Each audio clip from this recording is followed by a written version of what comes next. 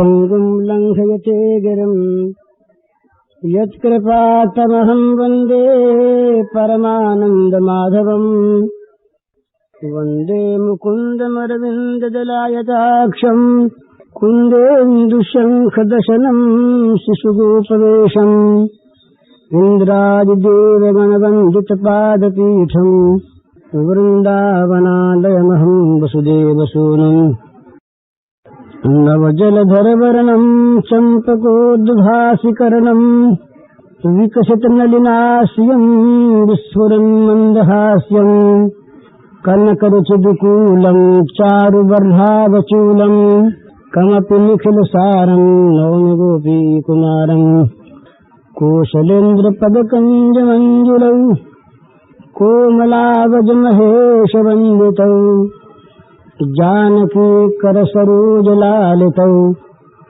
चिंतकस्य मनभृंगसंज्ञनौ कि जिससे मैं जाऊं और राम मेरी प्रार्थना सुन ले और मुझको अपना मान ले और राजधानी में लौट आऊं।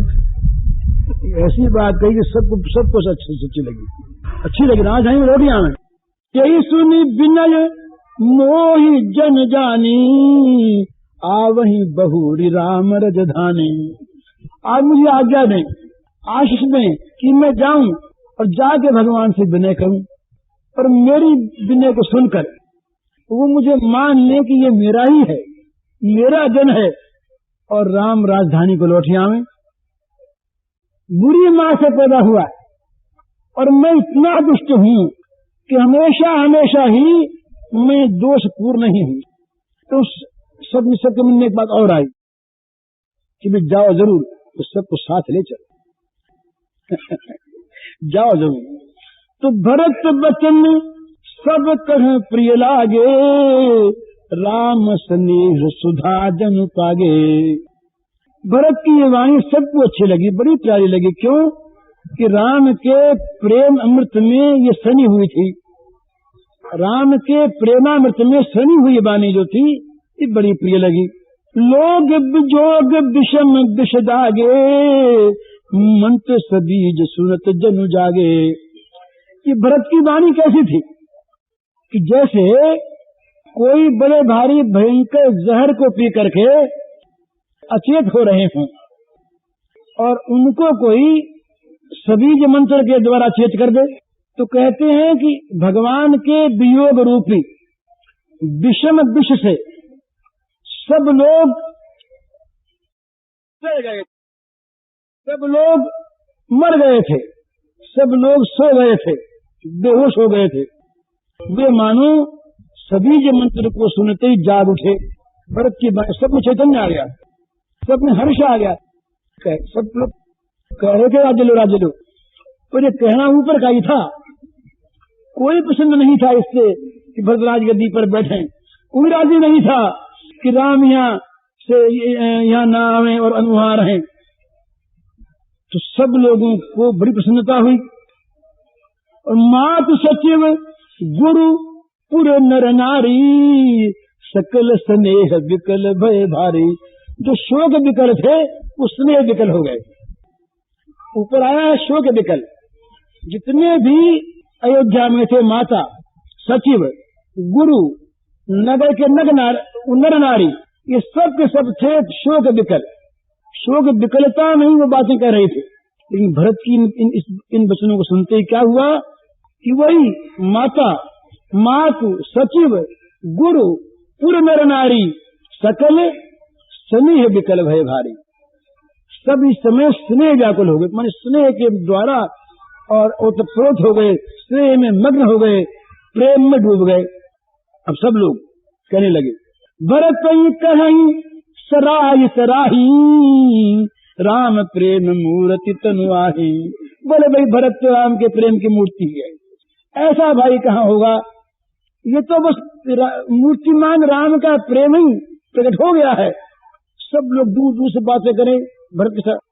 तात भरत अस कायन कहू प्राण समान राम प्रिय। अब सबको फिर राम का ध्यान आ गया कि भरत ऐसा भाई क्यों बना, भरत में ऐसा गुण कहां से आ गया तो कहने लगे, भरत जी से कहने लगे कि भरत जी आप ऐसे क्यों न हो भला, जिनको राम अपना प्रिय मानते हैं, जो राम के प्यारे हैं, जो राम को प्राण के समान प्यारे हैं, वे प्राण समान राम प्रिय हो, तो प्राणों के समान राम को प्यारे हो, तो तब तुम ऐसे क्यों न हो। जो पांवरु अपनी जड़ताई, तुम ही सुगाई मात कुटिलाई, 66 कोटि के पुरुष समेता, बस यही कल्प सत नरक निकेता। ये पूर्वासी लोग साथ देने लगे। भरत जी के प्रेम को देखकर इतना लोगों में प्रेम उपजा, कहने लगे कि भाई सच्ची बात है, ये कैकेयी की जो टेढ़ी चीज है, इसको जो कोई तुम्हारे पर लगावेगा वो तो पामर है। जो पामर वो पामर है, वो अपनी मूर्खता से ऐसी बात समझ जोड़ेगा। तुम्हें सुगाई मात कुटिलाई, जो माता की कुटिलता के साथ तुम्हारा संबंध जोड़ देगा, तो तुम्हारी कुटिलता मानेगा, वो पामर है, मूर्खता से कहता है। और वो जो ऐसा सच है, एक नहीं, ये सब प्रेम में ही बातें होती हैं। वो करोड़ों पुरुषों के समेत, उसके करोड़ों पूर्व पुरुष, ये सब के सब 100 कल्प तक नरक में रहेंगे। अय्या देव गुण नहीं मन गही, हरही गरल दुख दारिद दही। अरे बोले, कोई कहे कि ऐसी माँ जैसा बच्चा कैसे हुआ, हम उदाहरण लेते हैं। बड़े जहर वाले सांप के मत्स्य पर मणि रहता है, तो क्या मणि में सांप का जहर आ जाता है? वो मणि जो है, इस सांप के जहर को, सांप के पाप को, अवगुण को ग्रहण नहीं करता, बल्कि जिनको जहर चढ़ा है उनका उतार देता है, जिनके दुख उनको सुखी कर देता है, और जिसके दारिद्र्य है उसका दहन कर देता है। तो ये कोई बात नहीं कि कह का बेटा होने से कोई खराब हो गया, ये बात नहीं। ठीक है, हम सब चलेंगे भला, आप चलो, बिल्कुल ठीक है, अवश्य चलेंगे, अवश्य चलेंगे। ये इनका तुम जाओ, अवश्य चलिए, बन राम जहां भरत मंत्र भल कीन। जरूर चलो, हम सब चलेंगे। और भरत ने बड़ी अच्छी बात कही, बड़ी अच्छी बात कही है भरत, तुमने ये बड़ी सुंदर बात कही। शोक सिंधु बूढ़त सब ही, तुम अवलंबन दीन। अरे माँ, हम तो डूबे जा रहे, तुम राजा भी हो जाते तो हम तो डूबे जाते। शोक सिंधु में डूबते हुए जो हम लोग थे, ये तुमने अवलंबन दे दिया। भरत जी महाराज की कुछ बड़ी मधुर करुण झांकियां हम लोग देख चुके हैं। अब सबको साथ लेकर, तमाम नगर निवासियों को, गुरु महाराज को, गुरु पत्नी को, तमाम लोगों को साथ लेकर भरत जी महाराज चित्रकूट को चले हैं। तो जिस समय चलने लगे, उस समय सभी ने कहा सब चलेंगे। तो लोगों ने कहा भाई फिर घर के रखवाली को तो कोई चाहिए, सभी कोई चले चलेंगे तो घर की रखवाली कौन करेगा? तो जही राखई रहु घर रखवारी, सोई जाने जनु गर्दन मारी। जिसको घर की रखवाली के लिए रहने को कहा जाए, वो यही समझता है मानो गर्दन काट ले। को कह रह न कहिए नहीं काहू, को न चाहे जग जीवन लाहू। कहा भाई किसी को घर पर रहने को कहो मत, जगत में जीवन का परम लाभ कौन नहीं चाहता। और फिर एक बड़े सुंदर मर्म की बात कही, जो सबके लिए सदा याद रखने की है, सिद्धांत है। वो कहते हैं नगर निवासी लोगों में से बड़े प्रेमी कोई, जरऊ सो संपत्ति सदन सुख, जरऊ सो संपत्ति सदन सुख, सुहृद मातु पितु भाई, सन्मुख हो तज राम पद, करे न सहस सहाय। भाई तुम लोग कहते रुक जाओ यहाँ पर ये कहते हैं कि हम तो ये मानते हैं, ये जानते हैं कि वो संपत्ति, वो घर, वो सुख, वो सुहृद, वो माता पिता बंधु जो भगवान के सन्मुख जाने में आनंद पूर्वक सहायता नहीं करते, उन सब में आग लग जाए। जरो सो संपत्ति सदन सुख सुहृद मातु पितु भाई, सन्मुख हो तज राम पद करतन सहस सहाय। भरत जी महाराज ने समझा कि किसको रहने के लिए कहें। हमारे हृदय में जिस प्रकार से श्री राघवेंद्र के पद दर्शन की लालसा है, सबको ऐसी ही तो होगी, तो उन्होंने किसी को रोका नहीं। अब जो नितांत वृद्ध थे, रोगी तो कोई था नहीं वहाँ अवध में, ऐसे लोग कुछ रहे। भरत जी महाराज ने कहा कि आप लोग सब चलो, घर के रखवाली की चिंता मत करो, वो चिंता हम करेंगे। उन्होंने सोचा अपने मन में, भरत जी महाराज ने, कि भरत जाय घर की न विचारू, नगर बाज गज भवन भंडारू, संपत्ति सब रघुपति की आही, जो बिनु जतन चलो तजताही, तो परिणाम न मोर भलाई, पाप शिरोमणि साईं दुहाई, करई स्वामी हित सेवक सोई, दूषण कोट देजी किन कोई। बड़े सुंदर, किसी भी शोक के, विषाद के, स्नेह के आवेश में भी जो कर्तव्य को भूल जाए, वो आदमी बुद्धिमान नहीं होता। और यहाँ तो बड़ी विचित्र अवस्था है। भगवान राम के से मिलने के लिए हृदय में तीव्र व्याकुलता है। बिन देखे रघुबीर पद जी की जरनी न जाए, हृदय में आग लग रही है, कब जाके देखें। परंतु साथ ही साथ अपने सेवकत्व का भान है, किसी प्रकार से भी स्वामी की कोई हानि न हो जाए। भरत जी ने सोचा कि सारा नगर धन से, संपत्ति से भरा है, हाथी घोड़े तमाम हैं, और सारी संपत्ति श्री राघवेंद्र की है। अगर उस संपत्ति की व्यवस्था किए बिना मैं चला जाऊं तो परिणाम में मेरा भला नहीं होगा। तो कहते हैं कि सेवक वही है जो स्वामी का हित करता है, चाहे उसे स्वामी का हित करने में कितनी ही निंदा सहनी पड़े, लोग कुछ भी कहें, कितने दोष दें। तो यूं विचार करके उन्होंने सेवकों को बुलाया, जगह जगह पहरे लगवा दिए, और भरत जी ने जाने की तैयारी की, प्रयाण किया। देखा कि माताएं जो हैं ये बड़ी शिथिल हो रही हैं, आर्त हैं, तो उन्होंने पालकियां सजवाई और पालकियों में सबको बैठाया, तिलक का सामान साथ लिया, सब हाथी घोड़े रथ संवारे गए। सबसे आगे के रथ में वशिष्ठ मुनि, अरुंधति जी बैठी, ब्राह्मण लोग, बड़े बड़े विद्वान लोग वाहनों पर सवार हो करके चले, बड़े तेजस्वी, बड़े तपस्वी। नगर के लोग सब चले, पालकियां, घोड़े, हाथी सब चले। नगर को सौंप दिया पहरेदारों को। सब लोग चले कैसे, चलने के समय क्या करना चाहिए ये बताते हैं। कहीं यात्रा करनी हो तो क्या करें। सौंप नगर सुचि सेवक निसादर सकल चलाए, सुमिर राम सिय चरण तब चले भरत दो भाई। जहाँ कहीं प्रयाण करना हो तो भगवान राम का स्मरण करके, सीता का स्मरण करके तब चलें। एक बात मुझे याद आ गई बीच में, तो बताता हूँ मैं आप। ये मालवीय जी महाराज रहे, एक बार गोरखपुर आए।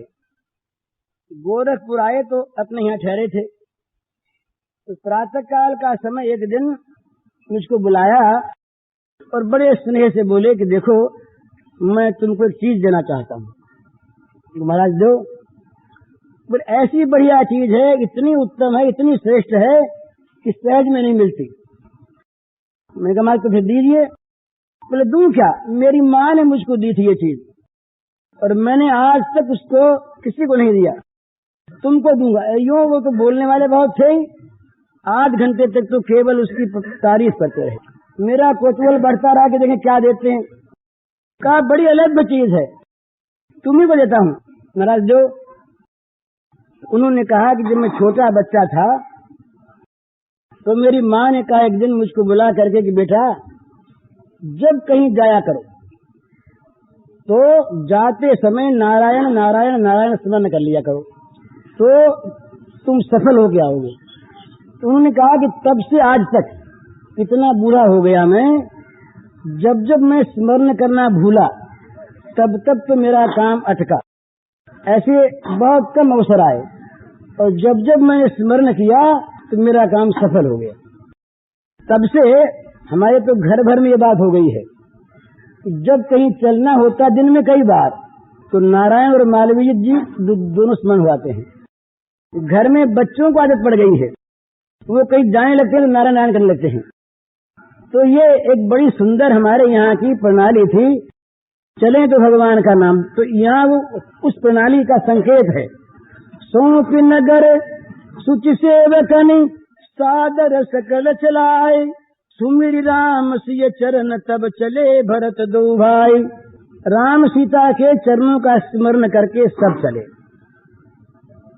चले कैसे, उनमें कैसी आतुरता थी और किस प्रकार की उनमें उमंग थी।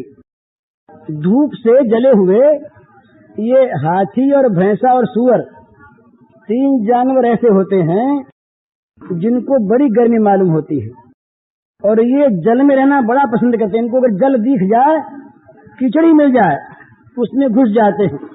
और हाथी ऐसे नहीं, तो जल विहार करते हैं, उनको जितना जल में आनंद आता है उतना कहीं नहीं।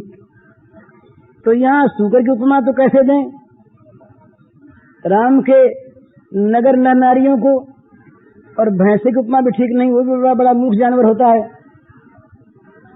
तो उपमा देते हैं हाथी हथनी की नर नारियों के लिए। राम दरस बस सब नर नारी, जनु कर करिन चले तकिबारी। राम दरस बस सब नर नारी, जनु कर करिन चले तकिबारी। भगवान राम के दर्शन के प्यासे होकर ये सब नगर निवासी नर नारी कैसे चले, जैसे पानी को देखकर, जैसे जल की प्राप्ति के लिए हाथी हथनी चलते हैं परम उत्सुक होकर बड़ी शीघ्रता से। अब चलने के जब सब लोग चलने लगे, भरत जी ने विचार किया, बड़ा अद्भुत विचार है ना। इनके मन में आया कि सीता राम लक्ष्मण पैदल गए हैं तो सवारी पर नहीं गए, तो सीताराम पैदल जाएं और हम सवारी पर जाएं, ये विचार। तो बन सिय राम समुझ मन माही, सानुज भरत पया दही धाही। सीताराम गए पैदल और वन में वहां कौन सी उनके लिए मोटर पड़ी है, वहां भी वो पैदल ही घूमते होंगे ना। तो ये सोचकर उन्होंने शत्रुघ्न के साथ पीछे पीछे पैदल चलना आरंभ किया। लोगों ने देखा, सभी तरफ तो प्रेम है ना, लोगों ने देखा कि भरत शत्रुघ्न कि चल रहे हैं पहले, हम लोग रथों पर, हाथियों पर, घोड़ों पर। तो देख स्नेह लोग अनुरागे, उतर चले कय गय रथ त्यागे। सबने देखा तो सब लोगों को भरत का स्नेह देख करके अपने भी स्नेह उत्पन्न हो गया, अनुराग उत्पन्न हो गया। तो सब के सब सवारियों को छोड़कर, हाथी वाले हाथी, घोड़े वाले ने घोड़ा छोड़ा, रथ छोड़ा, सब चलने लगे पैदल। ये देखा, अब माताओं की बड़ी चिंता थी, माताओं को बड़ी चिंता थी भरत की, भरत कैसे जा रहे हैं। तो माताएं बार बार अपनी डोलियों को रुकवा कर देखा करती थी कि क्या बात है। जब ये कुछ कोलाहल सा हुआ, लोग अपने अपने सवारियों को रोक कर, हाथी वालों ने हाथी बैठाया, रथ रुके, तो जरा सा हल्ला हुआ तो माताओं ने देखा क्या हुआ, तो माताओं ने डोली रुकवाई। रुकवाते ये दिखा करे भरत शत्रुघ्न तो पैदल चल रहे हैं, इनको सहन नहीं हुआ। ये कहा डोली वालों को कि भरत के पास ले चलो। भरत के पास डोली गई तो कहा इसको रखो। जाय समीप राख निज डोली, राम मातु मृदुबानी बोली। कौशल्या मैया ने अपनी डोली को रखवाया भरत जी के पास और बोली बड़ी मीठी बाणी से, तात चढ़ऊ रथ बलि महतारी, होई प्रिय परिवार दुखारी। तुम्हारे चलत चलहि सब लोगू, सकल शोक कृष नहीं मग जोगू। माता ने कहा, अगर माता ये कहती कि बेटा तुमको दुख होगा, तुम चढ़ जाओ रथ पर, तो भरत नहीं मानते। निज दुख गिरि सम रज करी जाना, ये तो संतों का स्वभाव होता है, उनको अपने दुख की परवाह नहीं होती। और फिर यहाँ पर उनके पास सीधा उत्तर था कि मैया हमारे राम के लिए इस समय वन में कौन सी सवारी है? अगर सीताराम वन में पैदल डोलते हैं तो मैया हमें सवारी के लिए आप क्यों कहती हैं? तो माता ने ये नहीं कहा। माता ने ऐसी युक्ति दी कि जो भरत को माननी पड़े। माता ने कहा कि बेटा तेरी बलिहारी जाते हूं तो रथ पर सवार हो जा, न होगा सवार तो तेरा जो प्यारा परिवार है, ये मने नगर के लोग सब परिवार में ये सब दुखी हो जाएंगे। अगर तुम चलोगे पैदल, ये सब चलेंगे पैदल, लेकिन तुम जानते हो कि शोक के मारे सारे दुबले हो रहे हैं, इन सब का खून सूख रहा है, इन सब के शक्ति नहीं रह गई है, ये रास्ते चलने लायक नहीं है। सकल शोक कृष नहीं मग जोगू, ये रास्ते लायक नहीं है, इसलिए बेटा तू मेरी बात मान ले और रथ पर चढ़ जा। एक बात तो मानी, सिर धरी बचन चरण सिरुनाई, रथ चढ़ी चलत भये दो भाई। सिर धरी, मैया के बचनों को सिर पर धर के और चरणों में सिर नवाकर दोनों भाई रथ पर चढ़ गए, चलने लगे। अब अगली झांकी शुरू यहां से होती है, ये तो भूमिका। ये पहुंचते हैं श्रृंगबेरपुर के पास सई नदी के इस तीर पर। इनके साथ एक दो आदमी तो है नहीं, सारी अयोध्या साथ है और नाना प्रकार की सवारियां हैं, वाहन हैं। तो धूल उड़ती है दूर से, शोर सुनता है दूर से। और श्रृंगबेरपुर ये जंगली भीलों का राज्य था, इनके भी चर रहते थे गुप्तचर। उन्होंने आके समाचार दिया निषाद राज को कि महाराज भरत आ रहे हैं और भरत के साथ बड़ी भारी सेना है, हजारों हजारों लाखों लाखों आदमी हैं, हाथी हैं, रथ हैं, घोड़े हैं, सामान हैं, पुल बनाने वाले लोग साथ हैं। ये वाल्मीकि में आया, पुल बनाने वाले, रास्ता बनाने वाले लोग जो हैं, कलाकार, वैज्ञानिक, मिस्त्री, राज, ये सब साथ चल रहे हैं। राज की सवारी जा रही है ना। तो क्या हुआ कि ये चले। पहले दिन तो तमसा के तीर पर निवास किया, दूसरे दिन गोमती के तट पर, ये लखनऊ के पास, यहाँ कहीं रहे। और चलते कैसे थे? तीर्थ यात्रा कैसे करनी चाहिए, भगवान के पास कैसे जाना चाहिए? सैर करने के लिए नहीं, बाबू बनकर नहीं, अनाप शनाप खाते पहनते हुए नहीं, नियम पूर्वक। तो पयाहार फल असन एक निशि भोजन सब लोग, करत राम हित ने व्रत परिहरि भूषण भोग। दूध पी लेते, फल खा लेते, दिन में एक बार भोजन करते, किसी तरह से राम का हित हो, ये इनकी निष्काम, ये प्रेम में होता है ना, अपने लिए नहीं। एक एक शब्द जो तुलसीदास जी के हैं वो जड़े हुए हैं। करत राम हित नेम व्रत, जो नेम व्रत कर रहे हैं सब नर नारी अयोध्यावासी, अपने लिए नहीं, अपने प्रेमास्पद राम को सुखी देखने के लिए सब लोगों ने गहना छोड़ दिया, कपड़ा छोड़ दिया, बढ़िया भोग छोड़ दिए, बस जल दुग्ध या फल जो मिल जाए उसी का आहार करते हुए एक वक्त नियम पूर्वक व्रत पूर्वक सब लोग चलने लगे। तो सई के तीर पर सवेरा हो गया, श्रृंगबेरपुर के पास पहुंच गए और ये समाचार मिला निषाद राज को। निषाद राज बड़े भक्त भगवान के हैं। जब निषाद ने सुना कि बड़ी भारी सेना के साथ, बड़ी भारी फौज के साथ हजारों लाखों आदमियों को लिए हुए भरत आ रहे हैं, तो संदेह होना स्वाभाविक। और जहां राजनीति है वहां तो संदेह पहले। राजनीति में संदेह का बड़ा सम्मान है, वहां तो बात बात में संदेह है।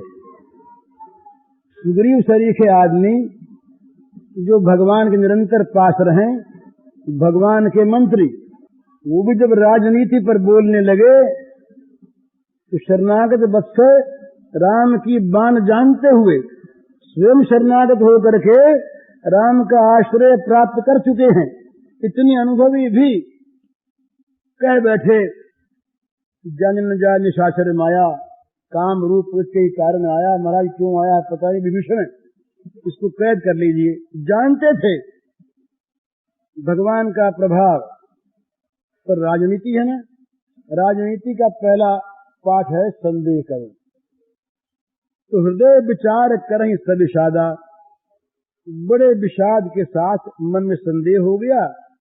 संदेह क्यों हुआ, वो अपने विचारों को व्यक्त करते हैं मन का। कारण कवन भरत बन जाही, है कछु कपट भाव मन माही। जो पे जियन होती कुटिलाई, तो कतलीन संग कटकाई। जा नहीं सानुज राम ही मारी, करवट अकंटक राज सुखारी। भरत न राजनीति उरयानी, सब कलंक यव जीवन हानि। सकल सुरासुर जुरहि जुझारा, राम ही समर कुजीत निहारा। का आचर्य भरत यस करही, नहीं विष बेल यमर फल फलही। युक्तिवाद। निषाद ने मन में सोचा कि भाई भरत क्यों वन में जाते हैं। मालूम होता है कि भरत के मन में कोई न कोई कपट है। अगर न कपट होता तो अपना अकेले जाते, चरणों में गिरते, ये सारी फौज बटोर कर इतनी सी। और ये भरत ने सोचा होगा कि लक्ष्मण के सहित राम को मारकर अकंटक राज्य करके मैं सुखी हो जाऊंगा। परंतु भरत अब राजनीति की बात कहते हैं कि भरत जो है वो निषाद राजनीति की बात कहते हैं। वो कहते हैं कि भरत जो है ये मालूम होता राजनीति विशारद नहीं है। राजनीति में जहां सामना करना है, तैयार रहना है, ये सब ठीक है। वहां राजनीति में अपना बलाबल भी देखना है। ऐसे शत्रु पर आक्रमण करना मूर्खता है कि जहां जाके मरना पड़े। तो भरत ने मन में कुटिलता की और राम को मारने के लिए भरत चले, अकंटक राज्य हो जाए ये मन में आया। ये राजनीति की बात यहां तक हो सकती है, स्वार्थ में होता है, पर भरत ने राजनीति भी नहीं सोची। राम से लड़ने आता है तो राम से लड़कर क्या राम को मारेगा, खुद मर जाएगा। तो दो बात मिलेगी, मरण होगा और कलंक होगा। भरत ने राजनीति उड़ानी, तब कलंक अब जीवन हानि। राम से लड़कर भरत क्या विजयी होंगे? बस लड़ते ही तो इनकी मृत्यु हो जाएगी, रण में मारे जाएंगे, और कलंक का टीका लगेगा कि राम पर हमला करने गए। भाई क्यों ऐसी बात है? तो कहा भरत भी जानते हैं, सारा जगत जानता है कि सकल सुरासुर जुरहि जुझारा, राम ही समर को जीत निहारा। अगर सारे देवता, मनुष्यों की तो बात ही क्या है, सारे देवता और सारे असुर युद्ध करने के लिए एक तरफ हो जाएं, तब भी राम को युद्ध में जीत कौन सकता है? लेकिन भरत ने ये मूर्खता की। तो क्यों की भाई? बोले सीधी बात है, कैकेयी का बेटा है ना। भरत जी को कैकेयी का बेटा याद करके निषाद ने अपने मन में समाधान कर लिया कि उसके मन में ये बुराई आई, और बुराई भी मूर्खतापूर्ण, जिसमें विजय भी न हो और कलंक भी लगे, राम का द्रोह तो अलग रही। तो कहा भी इसमें कोई आश्चर्य की बात नहीं। काचरज भरत यश करही, नहीं विष बेली अमीय फल फरही। भरत के लिए क्या आश्चर्य है? विष की बेल में कहीं अमर फल थोड़ी फलता है। तो कैकेयी का बेटा, लेकिन बोले हम क्या करें, अपना कर्तव्य तो हम सोचे। अब तो वो आया है, ये कभी नहीं हो सकता कि हमारे जीते जी भरत राम पर आक्रमण करे। राम तक तो कब पहुंचेगा, पहले तो हम ही यहाँ पर हैं। अस विचार गुह ज्ञाति सन, कहु सजग सब हो, हथवा सहु बोरहु तरन, कीजिए घाट आरोह। ये विचार करके उस गुह ने, निषाद राज ने अपने सारे जाति भाइयों को, सरदारों को बुलाया। कहा सब सावधान हो जाओ, भरत आने न पावे, इसलिए नावों को डुबो कर रास्ता रोक दो, और घाट जो है इसको अपने हाथ में कर लो, घाट पर न उतरने पावे। हो संजोयल रोकऊ घाटा, ठाठऊ सकल मरे कर ठाटा। सन्मुख लोह भरत सन लेऊं, जियत न सुर सरी उतर न देऊं। समर मरन पुनि सुर सरी तीरा, राम काज छन भंगु शरीरा। इतनी सुंदर भावना है। वो कहते हैं कि भैया तैयार हो जाओ, घाटों को रोक लो। और तैयार होने का अर्थ ये नहीं है कि वहां कोई जवनार मिलेगी, मौत मिलेगी। मौत भरत से लड़ना है, सब मौत के लिए तैयार हो जाओ, और सामने होकर के भरत से लोहा लो। लड़ूंगा मैं भरत से सामने होकर के, और जब तक प्राण में प्राण है तब तक भरत को गंगा से पार नहीं जाने दूंगा। इसमें लाभ ही लाभ बताते हैं।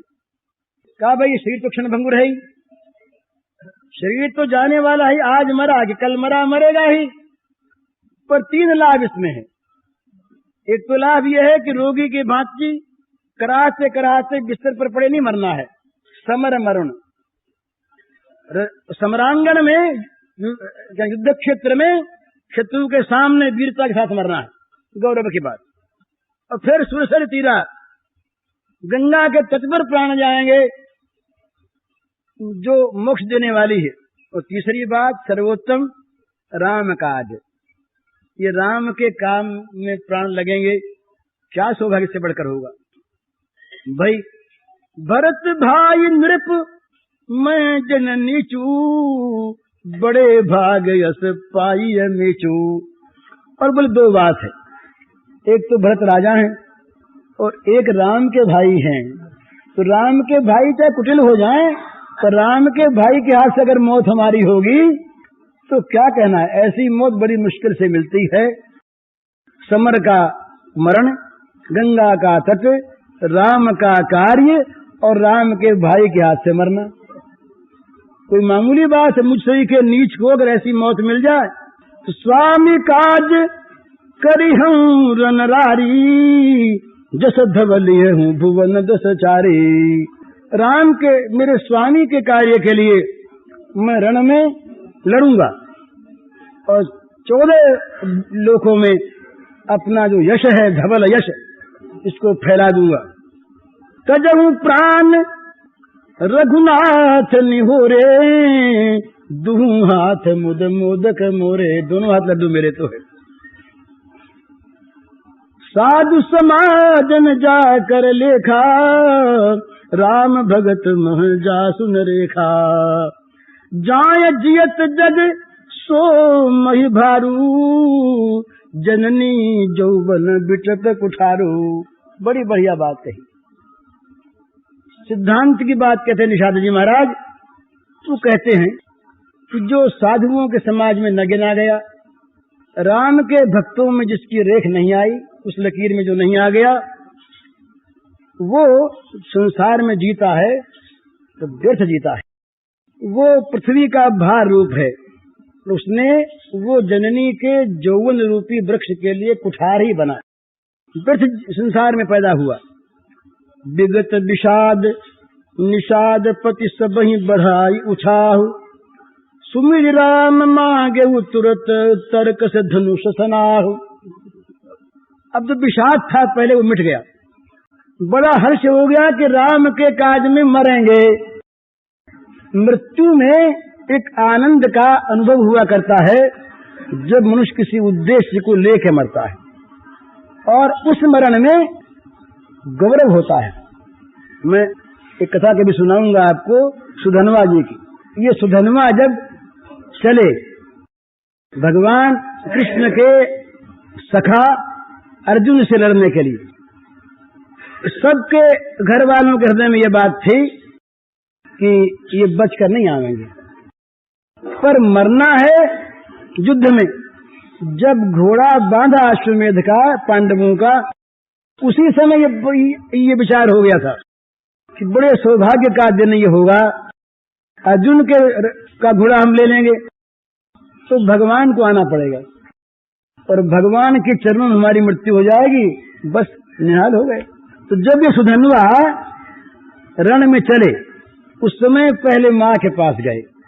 माँ ने तिलक करके सुधनवा के सिर पर कहा, बेटा रण में जाओ, या तो श्री कृष्ण को लेके साथ आना और या उनके चरणों में शरीर को छोड़ देना। ये माता कहती है भला ये गौरव का मरण। जब पत्नी के पास गए तो वहां तो व्यास जी महाराज ने विचित्र बात, जैमिनी जी का ग्रंथ है, उन्होंने एक बड़े विनोद की बात लिखी। बड़े विनोद की बात, पत्नी से विनोद हुआ। पत्नी बोली कि महाराज आप तो आज आपका व्रत टूटेगा। उनके राज्य में था व्रत एक पत्नी का। ये बड़ी भारी बात। श्री कृष्ण ने भी अर्जुन से कहा जब वो आए तब कि अर्जुन तुम इन्हें नहीं जीत सकोगे। बोले महाराज क्यों? बोले तुम्हारे कई रानियां हैं और हमारे तो 16,108 हैं, और ये सब के सब राज्य भर का नियम है, ये सब एक पत्नी व्रती हैं, इनके सामने हम जीतेंगे कैसे? तो उनके राज्य का ये नियम था, एक पत्नी व्रत। जैसे पतिव्रत होता है वैसे पत्नी व्रत भी होता है, और वो बड़े महत्व का होता है। तो जब ये अपनी पत्नी के सामने सुधनवा गए तो पत्नी ने इनसे विनोद किया कि स्वामिन आज आपका एक पत्नी व्रत टूट जाएगा। तो उन्होंने बदले में कहा कि तुम्हारा पातिव्रत भी भंग हो जाएगा आज। तो कहा ये कैसी बात, समझे नहीं लोग? तो समझाया कि भाई सुधनवा रण में श्री कृष्ण के चरणों में देह त्याग कर देंगे ना तो इनको मुक्ति मिलेगी, ये मुक्ति का वर्ण करेंगे। तो मुक्ति नारी है ना, स्त्रीलिंग है, तो इनको मुक्ति रूपी नारी का वर्ण होगा, उससे विवाह कर लेंगे ये। तो इनका एक पत्नी पर टूट गया। उनके लिए क्या? तो कहा ये फिर सुधनवा की लाश को लेकर के सती हो जाएंगी तो इनको मोक्ष मिलेगा, तो मोक्ष पुल्लिंग है। इस प्रकार से इनका सतीत्व भी भंग हो जाएगा। तो ये विनोद होते थे मरने के लिए, मरने को पति जा रहा है और पति मरने को जा रहा है, उस समय पत्नी कह रही है कि आज आप मरोगे, बड़ा आनंद होगा, आज मुक्ति मिलेगी आपको। पति कहते हैं कि तुम भी आज मेरे साथ जल मरोगी, बड़ा आनंद होगा, तुम मोक्ष को पहुंच जाओगे। ये विनोद होते थे मरने में। तो जहां मरने का गौरव होता है मन में, वहां विषाद नहीं होता, बड़ा हर्ष होता है। ये एक घटना सुनाऊं मैं आपको, ये है 1910 की या 9 की घटना। जब कलकत्ते में श्री अरविंद वगैरह पकड़े गए थे अलीपुर दम केस में, उस समय एक उनमें आसामी था अभियुक्त, उसका नाम था नरेंद्र गोस्वामी। नरेंद्र गोस्वामी सरकारी अप्रूवर हो गया, सरकारी गवाह बन गया। जितनी बातें वो जानता था उतनी बातें सरकार में उसने कह दी, कुछ ज्यादा कह दी। तो वो अगर जिंदा रहता और सेशन में यदि वो रह जाता तो अरविंद वगैरह कोई छूटते नहीं। तो इन लोगों ने विचार किया कि सेशन में मुकदमा जाने से पहले ही नरेंद्र को मार दिया जाए। अब नरेंद्र को मारना, हत्या करना ये पाप है, दूसरी बात है, मेरा प्रसंग यहाँ दूसरा है। तो नरेंद्र जेल में था, अलीपुर जेल में कलकत्ते में, और नरेंद्र था क्योंकि सरकारी अप्रूवल हो गया था तो उसे रखा गया था यूरोपियन वार्ड में सुरक्षित, और जो अभियुक्त थे वो थे साधारण वार्ड में।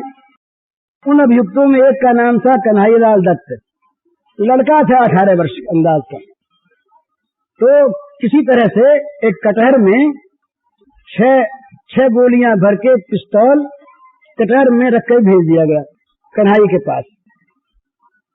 तय हो गई बात कि कन्हैया उसे मारेगा। कन्हैया को उस दिन था 105 डिग्री बुखार, पर उसे तो काम करना है। तो कन्हैया ने पिस्तौल कटहर में से निकाल लिया, अस्पताल में था वो, और निकाल कर उसको ठीक से अपने जेब में रख लिया। उसने जेलर को बुलाया, जेलर से बुला के कहा कि मैं भी अप्रूवर बनना चाहता हूँ। अब ये झूठ हिंसा ये अलग चीज है, मैं अप्रूवर बनना चाहता हूँ तो मुझे एक बार नरेंद्र से मिला दो। तो जेलर ने पुलिस को समाचार दिया कि भाई ऐसी बात है। तो पुलिस कमिश्नर ने कहा बहुत अच्छी बात है, उसको वहां पर ले जाओ। तो उस अस्पताल से कन्हैया लाल को लेकर के पुलिस वाले, जेल वाले ये गए यूरोपियन वार्ड में नरेंद्र के पास। नरेंद्र से उसको अलग बात करनी थी, पुलिस वाले बाहर रह गए, उसे बात क्या करनी थी। उसने पिस्तौल निकाला और अपनी बात शुरू की। वो भागा, नरेंद्र भागा, ये पीछे पीछे पिस्तौल की गोलियां छोड़ता हुआ नीचे चौक में आ गए। उसका विचार पहले ये था कि 4 गोली से इसे मार दिया जाए और 2 अपने मार ली जाए, पर वो गोलियां 1-2 व्यर्थ चली गई, निशाना ठीक नहीं बैठा। 6 गोली समाप्त हो गई नरेंद्र को मारने में। नरेंद्र मर के गिर गया, तब खड़ा हो गया, बोला अब आओ, अब मुझे गिरफ्तार कर लो। पकड़ लिया गया, मुकदमा चला, सजा फांसी की होती। बहुत गवाह थे और उसने खुद स्वीकार किया कि हाँ मैंने मारा। अब जो असली बात है वो अब यहाँ कहनी है कि फांसी की सजा होने के बाद 23 दिन तक वो जिंदा रहा। 23 दिन में उसका 18 पाउंड खून बढ़ा। कोई आदमी मरने के बाद सुन ले तो खून सूख जाता है, चेहरा सूख जाता है, मरने के नाम से आदमी डर जाता है और मृत्यु निश्चित हो गई, फांसी लगेगी। फांसी का हुक्म हो जाने के पश्चात 9 सेर खून बढ़ा 23 दिन में। इतना उसको अपनी सफलता पर, अपने कार्य पर आनंद हुआ। तो मरने में जब मनुष्य किसी आनंद की अनुभूति करता है, तो ये जो रण में क्षत्रिय मरते थे ना, बोले पीठ दे के जोधपुर की रानी ने पति भाग करके आ गया, उसने किवाड़ बंद करवा दिया कि मेरा पति नहीं भाग क्या सकता, कोई दूसरा होगा, निकाल दो यहां से। ये दशा। तो बात क्या थी? बात ये थी कि एक मरणोन्माद होता है, मृत्यु में एक गौरव हो, मृत्यु में एक प्रकार का हर्ष हो। तो यहाँ ये मनोवैज्ञानिक चीज है विगत विषाद निषादपति। निषादपति जो रहे गुहराज, इनके मन में पहले बड़ा विषाद था। अब इनके जब मन में आ गया कि राम काज में मरना है, तो विषाद तो जाता रहा और बड़ा उत्साह आया, सबको उत्साह दिलाया और कहा बस भगवान का स्मरण करो। स्वयं स्मरण किया भगवान का कि कहा कि जल्दी से कर्कश लाओ, मेरा धनुष लाओ, बाण लाओ। बस इस प्रकार तैयार हो गए, चलने लगे सब, तैयारी युद्ध की हो गई। इतने में क्या हुआ कि बाएं ठीक हो गई। ये भी सगुन उगन होता है। और तो एक बूढ़ा था जानने वाला, उसने कहा भाई देखो, कोई बात अगर बिना विचारे कर लोगे तो पीछे पछताना पड़ेगा।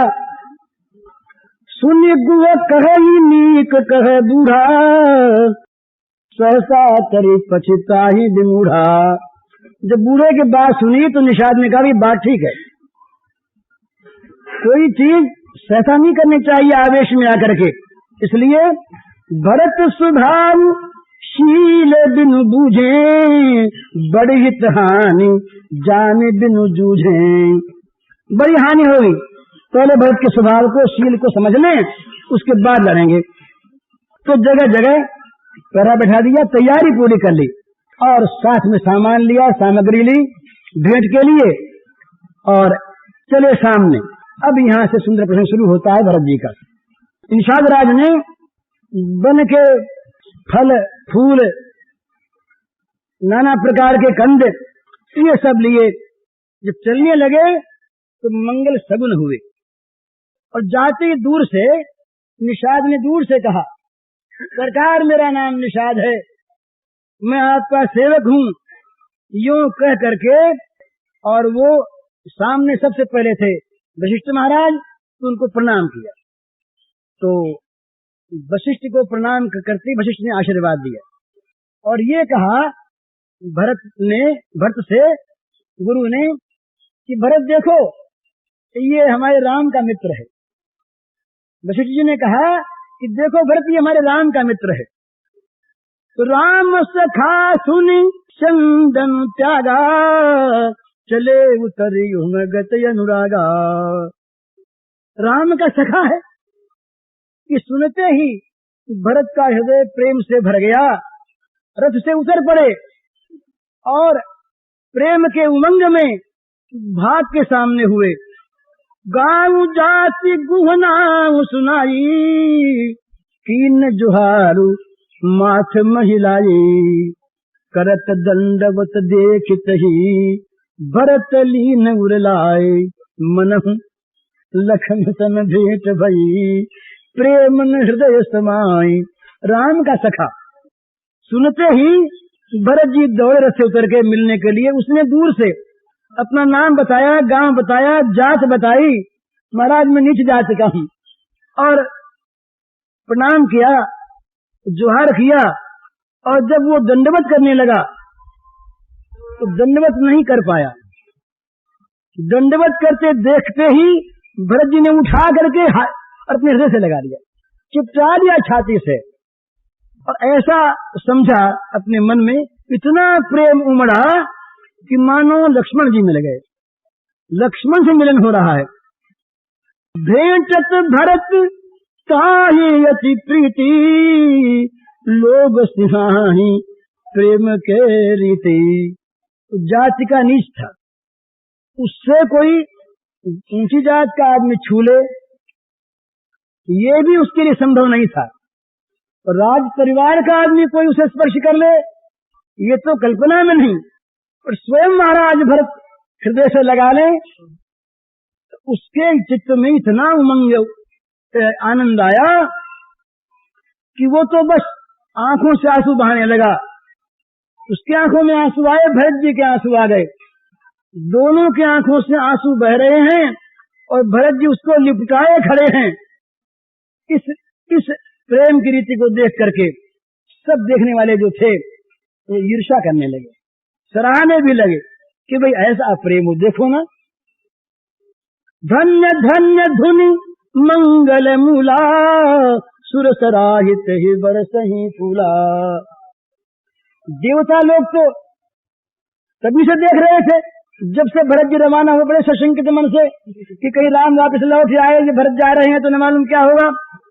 तो देवताओं ने देखा, आहा ये निषाद, ये स्पृश, इसको भरत जी महाराज अपने हृदय से लगा रहे हैं। तो कहा धन्य हो निषाद, तुमको धन्य है, तुम सारे मंगलों के मूल हो। देवता सराहने लगे और फूलों की वर्षा करने लगे। क्यों कि लोक वेद सब भांति नीचा, जासु छाय छुई ले ये सीचा। तेई भरी अंक राम लघु भ्राता, मिलत पुलक परिपूरित गाता। राम राम कही जे जमुहाही, सिनगिन पाप पुंज समुहाही। यह तो राम लाई उरली नाम, कुल समेत जग पावन की नाम। कर्म नाश जल सुर सरी परई, तेई को कही शीस नहीं धरही। उल्टा नाम जपत जग जाना, वाल्मीकि भे ब्रह्म समाना। स्वपच सबर खस जमन जड़, पामर कोल किरात। राम कहत पावन परम, होत भुवन विख्यात। कहते हैं कि भाई देवता धन्य क्यों न कहें, फूल क्यों न बरसाएं। लोक में और वेद में जो सब प्रकार से नीच माना गया है, जिसकी छाया पड़ जाने पर भी लोग जल सींच करके नहाया करते हैं कि भाई अशुद्ध हो गए, उसको राम के छोटे भाई भरत जी ने हृदय से लगा रखा, भरी अंक उसको अपने अखबार में ले रखा है। दोनों हाथ, अखबार का अर्थ क्या, दोनों हाथ यूं उसके पीठ पर लगा करके उसके हृदय को हृदय से चिपकाए लिया। और केवल ये देखने के लिए नहीं, सभ्यता के लिए नहीं, मिलत पुलक परिपूरित गाथा। इस मिलन में इतना आनंद भरत जी महाराज को हो रहा है कि उनके शरीर में प्रेम से रोमांच हो आया। ये क्या बड़ी बात है। जो आदमी भूल से भी जम्हाई लेते लेते में राम नाम मुंह से ले ले, जिसके मुंह से उबासी आने के समय राम नाम निकल जाए, उसके सारे पापों के समुदाय नष्ट हो जाते हैं। इसको तो राम ने पर हृदय से लगा लिया था। इसकी महत्ता की क्या बात है, ये तो सारे कुल समेत पावन हो गया। अरे भाई, कर्मनाशा का जल, कर्मनाशा बड़ी अपवित्र नदी है, पर कर्मनाशा का जहां गंगा जी में जल गिर गया, जहां ये गंगा जी के साथ उसका संगम हो गया, तो कर्मनाशा का जल गंगा जी में मिल जाने के बाद क्या वो जल फिर पाप वाला रहता है? तो गंगा बन गया, उसको फिर कौन से नहीं चढ़ाता। अरे उल्टा नाम लेकर के वाल्मीकि सरीखा व्याध जीवन बिताने वाला ब्राह्मण अगर पुनीत हो गया, ब्रह्म के समान हो गया, तो ये तो बड़ा भाग्यवान है। इसको तो राम ने से लगा लिया था। स्वपच, चांडाल, सबर, खस, यवन, कोल, किरात, जितनी भी ये पामर जातियां हैं, ये मुंह से राम नाम जप के, राम राम राम कह करके ये भुवन विख्यात पवित्र हो जाती हैं। तो ये आज की बात नहीं अचरज जुग जुग चली आई, कहीं न दीन रघुवीर बड़ाई। राम नाम महिमा सुर कहीं, सुन सुन अवध लोग सुख लहीं। वो इसमें कोई आश्चर्य की बात नहीं, ये देवता सब कह रहे हैं, इसमें कोई आश्चर्य की बात नहीं, ये तो जुग जुग से चली आने वाली बात है। भगवान राघवेंद्र ने, राम ने किसको बड़ाई नहीं दी। जिसने नाम लिया, जिसके मुंह से राम नाम आ गया, वो पावन ही नहीं, पावन करने वाला बन गया। तो स्वयं पावन नहीं, वो जगत पावन बन गया। तो जब ये देवता जोर जोर से बोले तो लोगों ने सुना, नीचे अवध वालों ने इतनी जोर से बोल रहे थे, इन्होंने सुना ये तो हमारे राम की बड़ाई कर रहे हैं। ये जहाँ स्नेह होता है ना, जहाँ प्रेम होता है, प्रेम में अपने प्रेमास्पद की कोई अच्छी बात सुन ले, ये आगे आवेगा इसी प्रसंग में, उसकी किसी चीज को देख ले, कहीं फटी जूती मिल जाए और ये कोई कह दे कि ये तुम्हारे प्रेमास्पद की है, तो जूती में प्रेम हो जाता है। किसी माँ को अगर राजी करना हो तो उसके बेटे की तारीफ कर दो, प्रसन्न हो जाएगी माँ। तो ये जितनी अवधवासी नर नारी हैं, जब इन्होंने सुना कि अरे ये तो हमारे राम की तारीफ कर रहे हैं देवता, तो सुनी सुनी अवध लोग सुख लाही, उन्हें बड़ा सुख मिल रहा है।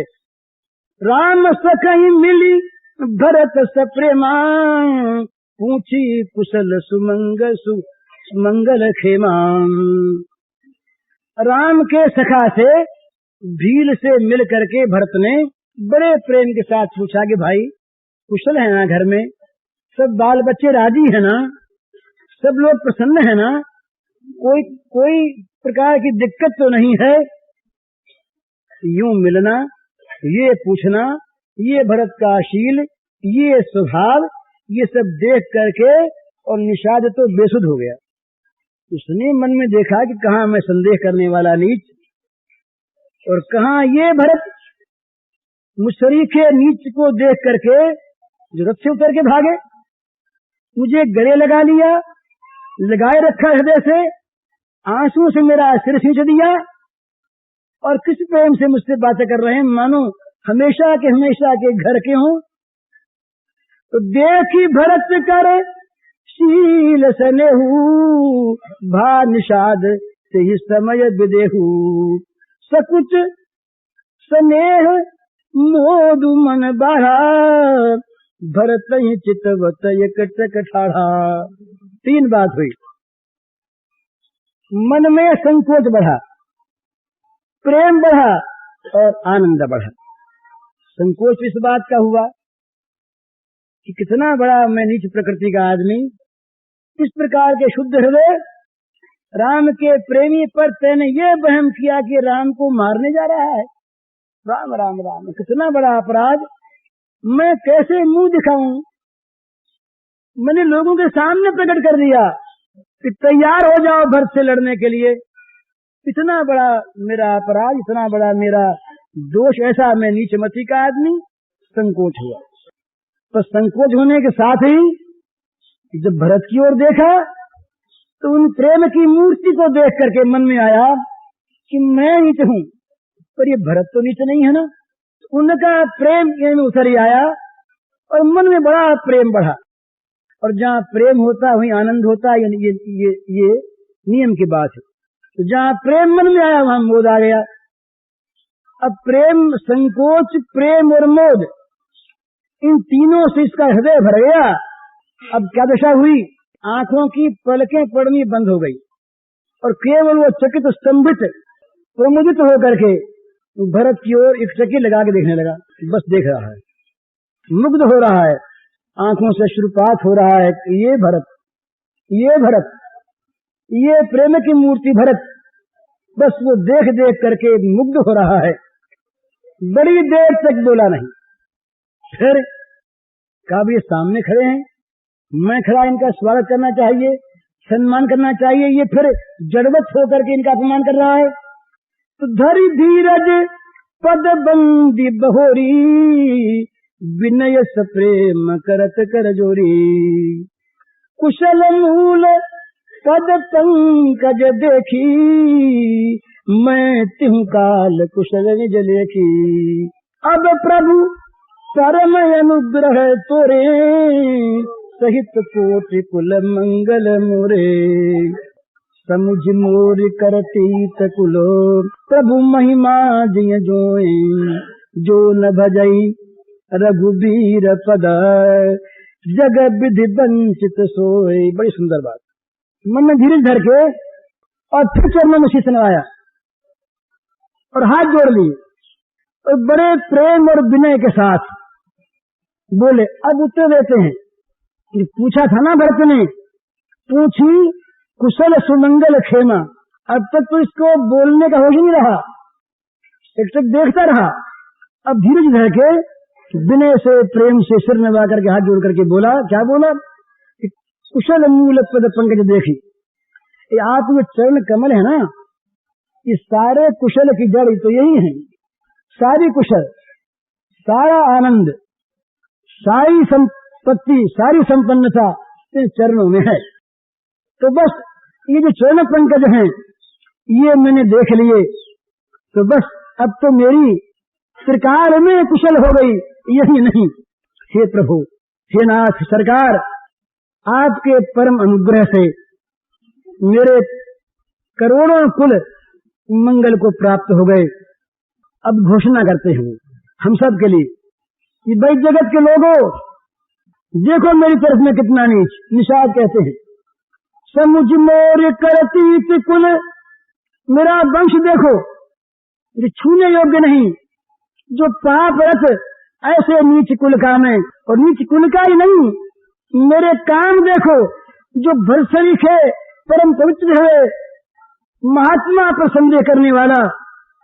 और उधर इन प्रभु के महिमा देखो, मेरे समान नीच को भी ये हृदय से लगा लेते हैं।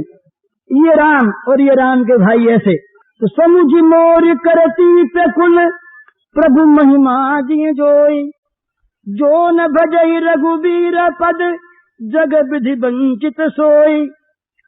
मेरी करतूत मेरा कुल और प्रभु की महिमा, इसको हृदय में विचार करके भी जो भगवान के चरण कमल का भजन नहीं करता। घाट बिछा हुआ सुंदर सुंदर, यहीं पर राम जी इसी के ऊपर सोए थे। तो कुछ साथरी निहार सुहाई, कीर्ण प्रणाम प्रदक्षिण जाए। उस घास की सैया को देख करके बड़ी सुंदर लगी, दंडवत किया वहां जाकर के और उसकी फेरी दी, प्रदक्षिणा की। इतने में निषाद ने कहा, ये तो प्रेम मग्न। निषाद बोला, अरे भरत जी महाराज देखो तो ये भगवान के चरण चिन्ह अंकित हैं इस धूल में। ये देखो वज्र है, ये देखो ध्वजा है, ये देखो पुलिस है, ये देखो कमल है। दिखा चरण रेख रज आँख न लाई, बनई न कहत प्रीति अधिकारी। चरण चिन्हों को देख करके वहां के धूल ले लेकर के आंखों में लगाने लगे और आंखों से आंसू बहने लगे, शरीर पुलकित हो गया। अब ये प्रेम का लक्षण है। ये सब अपने प्रेमास्पद किसी चीज को देख करके इतना सुख मिलता। इतने में निषाद ने कहा अरे भरत जी महाराज ये देखिए, वो सीता मैया ने जो ओढ़नी ओढ़ रखी थी उसके जरा गोटे का तार पड़ गया यहाँ पर, और दो एक तारे पड़ गए, देखो ना पड़े हैं अभी। तो कनक बिंदु दुई चार देखे, राखे शीस सीय सम देखे। जब उस कनक के तारों को देखा, दो चार ही थे, उठा लिया और जैसे सीता माता स्वयं मिल गई तो सिर पर रखा। सजल बिलोचन हृदय गलानी, कहत सखासन बचन सुबानी। आंखों में पानी भरा हुआ है, मन में ग्लानि हो गई कि रे भरत, रे नीच, तेरे कारण से राम यहाँ जंगल में घास बिछा करके सोए। ग्लानि हो गई।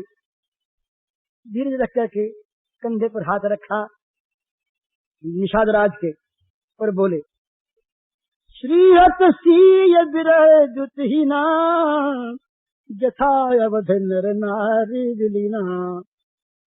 निषाद राज देखो ना इन गोटे के तारों को, ये कनक के तारों को देखो ना, ये सीता के वियोग में जुतहीन हो गए हैं, इनकी चमक जाती रही।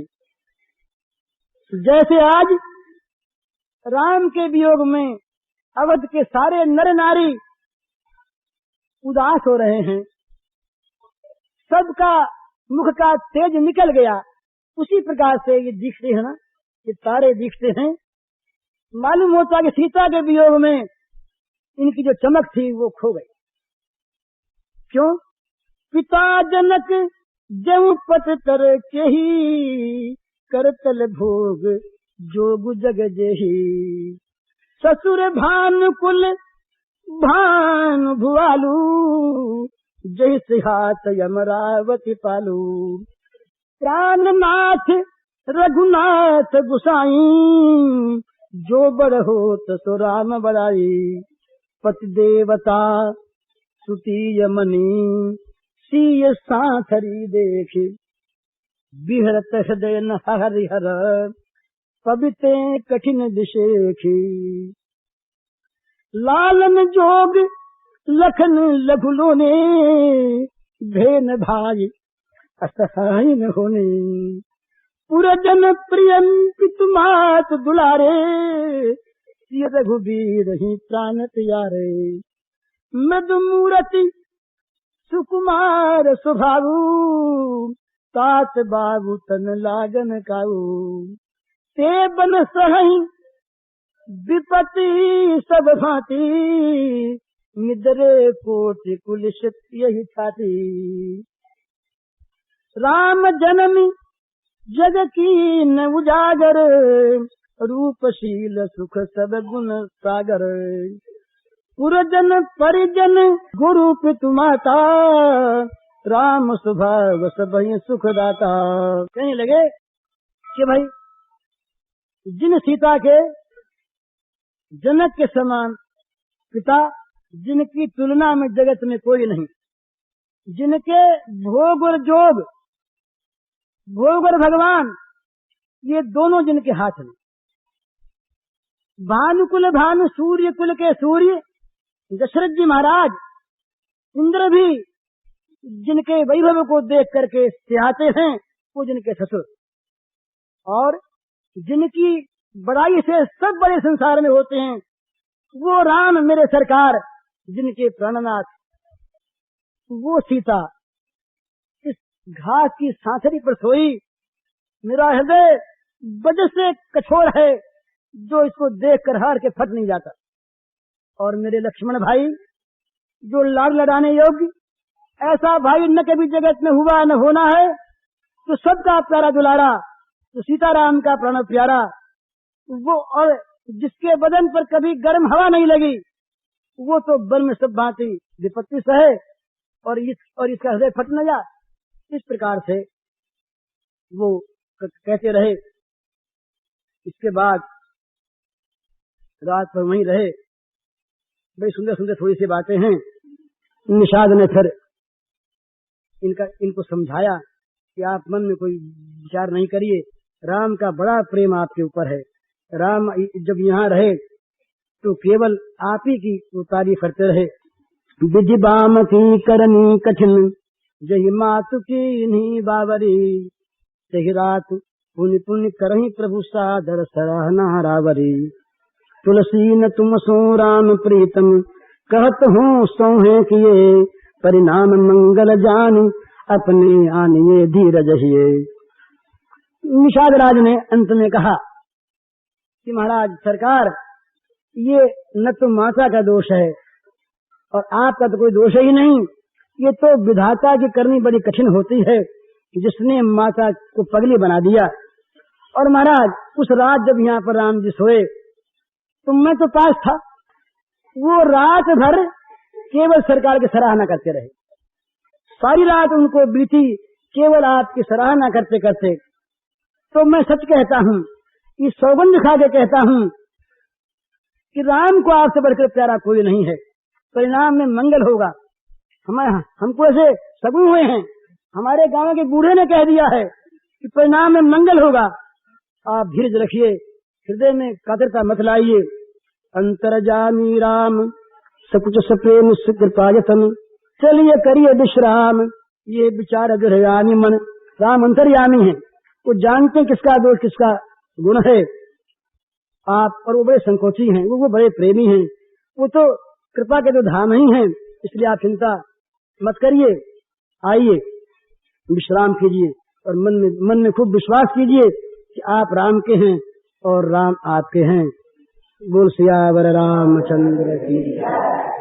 अब अगली झांकी भरद्वाज जी के यहाँ की है।